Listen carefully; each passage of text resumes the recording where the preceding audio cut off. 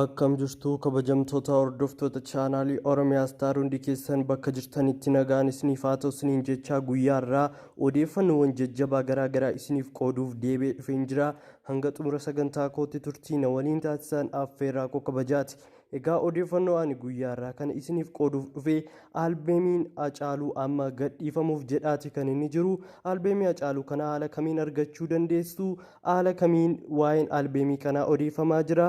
Odeeffannoowwan barbaachisoo waa'ee albeemii kanaa kan isiniif qoodu ni ta'a. Akkasumallee Fayyisaa Leellisaa wanta isarraa hin eegamnee fi wanta baay'ee cigaasisaa fi wanta isarraa al takkayyuu hin eegamne dubbateeti kan inni jiru. Namoonni baay'eenis yaada irratti kennanii jiru. Waa'ee kanaa odeeffannoo bal'aa kan isiniif kennu ni ta'a. Akkasumallee aartistii beekamaa Oromoo Ittiiqaa Tafarii yaada gabaabaatiin Fayyisaa Leellisaa irratti qeeqa jabaa dabarsee kan inni jiru.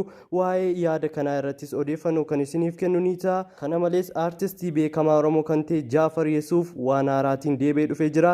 Yeroo darbe viidiyoo tokko keessatti isiniif hojjedheen ture. Aartistii Jaafar Yesuuf badii akka ture, eessa akka jiru kan hin beekamne akka ta'e isinitti himeen ture. Yeroo ammaa kana deebi'ee jira. Akkamitti deebi'e kan jedhu odeeffannoo bal'inaan kan isiniif qoodu ni ta'a. Hanga xumura sagantaa kootti turtii na faana taasisaa isiniin jedha.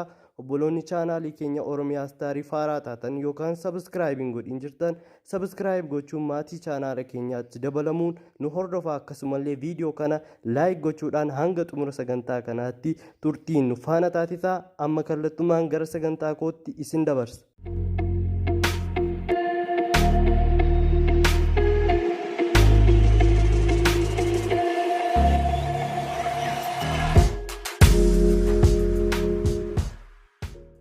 Egaan jalqaba irratti dhimma Fayyisaa Leellisaa maal jedhee wanta inni cigaasisaa dubbate kun maalidha kan jedhu irratti odeeffannoo kan isiniif kennu ni ta'a.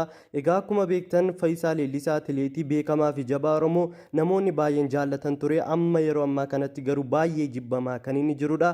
Egaa akkuma beekamu guyyaa irraa kana aartistii Hacaaluu Hundeessaa gootichi keenya jechuudha albeemiin isaa gadhiifamuu wal qabatee namoonni garaagaraa gammachuu isaanii ibsataati kan isaan jiranii. Yeroo gabaabaa keessatti albeemii isaa kun kan gadhiifamudha. Facebook peejii sanallee namoonni hedduu yeroo gabaabaa keessatti namni 20,000 ol laayik godheeti kan inni jiru. Albeemiin isaa kun ni gadhiifama jechuun namoonni hedduun profaayilii Facebook isaanii kooverii isaaniillee amma godhatanitti gaaniiti kan isaan jiran jechuudha.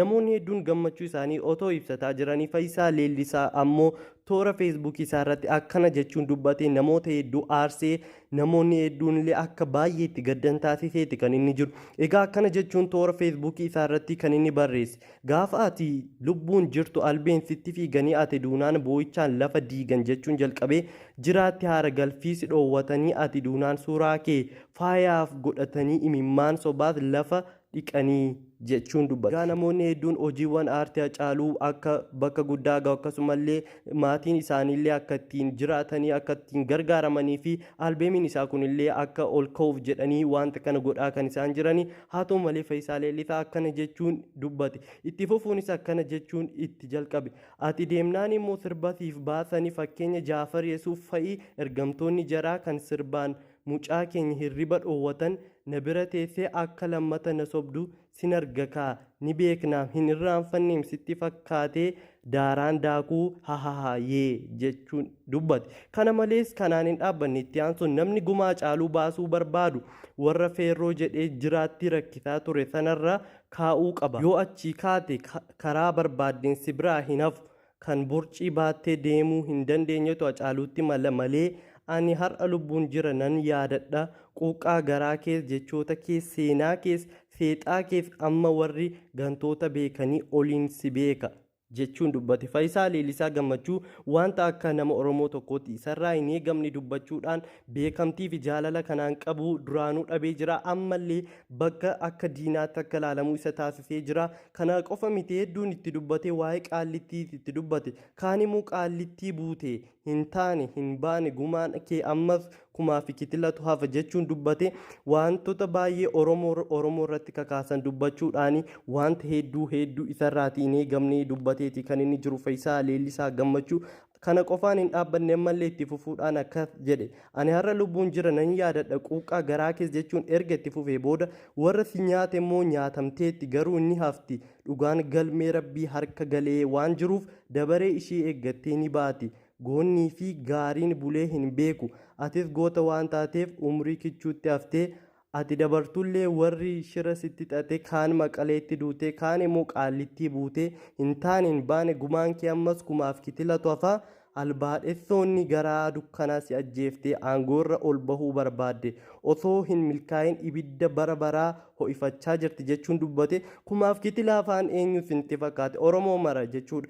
Egaa maal godha warri qaallitti jiraniis wanti ta'e hin jiru. Haa ta'u malee Fayyisaa Leellisaa Gammachuu wanta baay'ee isarraatii hin eegamne dubbachuudhaan namoota baay'ee aarsee kan inni jiru jechuudha. Egaa odeeffannoo kana keessatti Fayyisaa Leellisaa Gammachuu Jaafar Yesuufaa arrabseeti kan inni jiru. Haa ta'u malee viidiyoo tokko kanaan dura jedhee kan hin ture Fayyisaa Jaafar Yesuuf yeroo ammaa kanatti badeessa buuteen isaa kan beekamne isinitti himeen ture. Haa ta'u malee guyyaa irraa kana akka deebi'ee jiru toora feesbuukii isaa irratti piroofaayilii isaa jijjiiruudhaan suuraa haaraatiin erga kaa'ee akka inni yeroo ammaa kanatti jiruu fi maatiin isaallee bira akka jiran odeeffannoo argadheera jechuudha. Egaa itti qaatafarii maal jedhe kan jedhutti yeroon isiniif deebu mammaaksa jechuun itti keeyyate manni gogaa harreen ijaarame yuuta waraabessaa ni diigamaa jedhe. Egaa kun ergaa guddaa qaba. Sababiin isaas jechi Fayyisaa Leellisaa Gammachuu dubbate kun namoota hedduu namoota beekamoo fi garaagaraa namoota jajjabaa garaagaraa aarsee sammuu isaanii tuqeeti kan inni jiru. Wanta xiqqoo isarraan eegamne kan inni dubbate Fayyisaa Leellisaa Gammachuu wanta namni waan gaarii haa ta'u jedhee hojjetee gara hamaatti dubbatee wanta isarraan eegamne dubbate. Egaa artistiin keenya Haacaaluu Hundeessaa maal mallisaa jechuun albeemii haaraa taanutti qabamee kan dhufudha. Egaa obsumaan eeggadhaa isin jenna. Albeemiin isaa kun akka bakka guddaa ga'uudhaaf yookaan akka galiin guddaa irraa argamee akka sadarkaa addunyaa keessa galuuf suura feesbuukii keessanii piroofaayilii irra kaawwadhaa, sheer waliif godhaa, peejii isaa immoo laayik godhaa. Yeroo gabaabaa keessatti kan gadhiifamudha albeemiin isaa kun jechuudha. Egaan kabajamoo hordoftoota chaanaalii koo guyyaa irraa kanaaf odeeffannoo isiniif qoodeef dhufe kana fakkaata ture. Hanga xumura sagantaa kootti turtii nafaana taasisuuf keessaniif ulfaadhaa kabajamaa isiniin jedha. Yeroo biraa odeeffannoo biraa isiniif qooduuf deebi'een dhufa. Ammasittuu nagaatti.